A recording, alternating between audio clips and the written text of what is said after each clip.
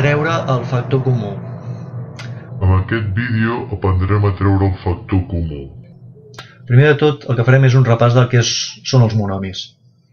Els monomis estan formats pel coeficient, la part literal i el grau. El coeficient és el nombre que va al davant de les lletres, la part literal són les lletres i els seus exponents, i el grau és l'exponent d'una lletra, si hi ha una lletra, o la suma dels exponents de les lletres si hi ha més d'una lletra. Aquí el x a la 6, el coeficient, com que no hi ha coeficient, és 1. La part literal és x a la 6 i el grau és 6. En l'altre, en el següent, el 3 és el coeficient, la part literal és x a la 2, z a la 4 i el grau és 2 més 4, 6. Extreure factor comú consisteix a transformar una expressió de suma o resta en producte. En un conjunt de monomis hem de trobar i treure fora del parèntesis la part que comparteixen tots els monomis. A, B més AC comparteixen A va fora i a dintre queda BC. B més C. Aquí tenim 3x més 3i, de lletres no comparteixen cap lletra, però sí que comparteixen números, el 3. El 3 fora i a dins hi deixem el resultat de dividir cada un dels monomis entre la part que hem tret fora. O sigui, 3x entre 3 és igual a x. 3y entre 3 és igual a y. Per què? Perquè 3 entre 3 és 1 per x i 3, i passa el mateix amb l'altre. El segon exemple, com que algun dels monomis o més d'un monomi no té coeficient, no podem extreure cap número, però de lletres tots els monomis almenys tenen una x. Per tant, x fora. I a dins deixem el resultat de dividir cada un dels monomis per la part que hem tret fora. Per exemple, x a la 3 dividit entre x ens queda x a la 2, perquè és el resultat de restar els exponents. 3 menys 2, 1. Aquí tenim, fem el màxim comú denominador, si no ho tenim per la mà, i tenim que el màxim comú denominador és el 2, després les lletres, un és x a la 3 i l'altre x a la 2, per tant, com a mínim tenen x a la 2, resultat que traiem fora 2x a la 2 i a dins deixem el resultat de dividir cada un dels monomis per el 2x a la 2. 6x a la 3 entre 2x a la 2, doncs ens queda.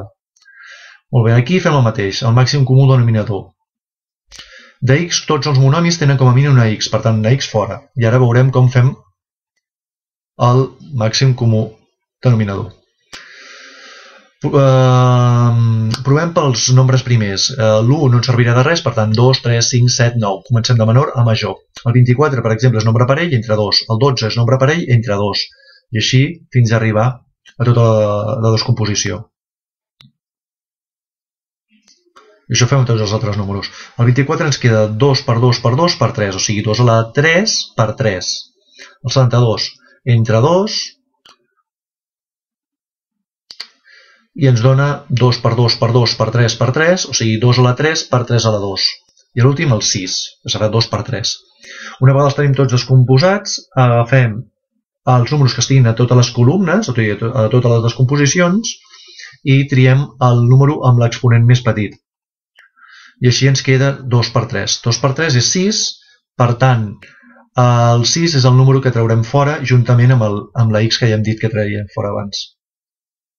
I ara fem el de sempre. 24x a la 3 dividit entre 6x, 24 entre 6 dona 4, x a la 3 entre x, restem els exponents i ens queda x2.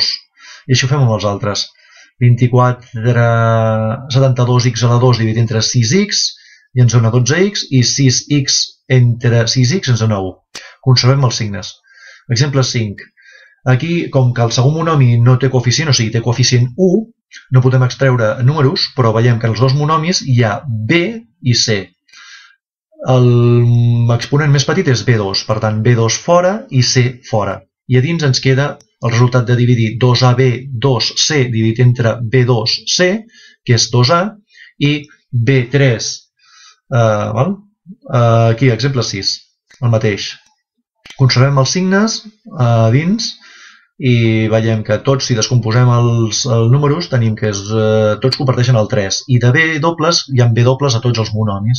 Per tant, 3 B dobles fora del parèntesi i dividim tots els monomis entre cada un dels monomis, la part que hem tret fora. A sota veieu la descomposició. Bé, doncs espero que us hagi ajudat i fins la propera.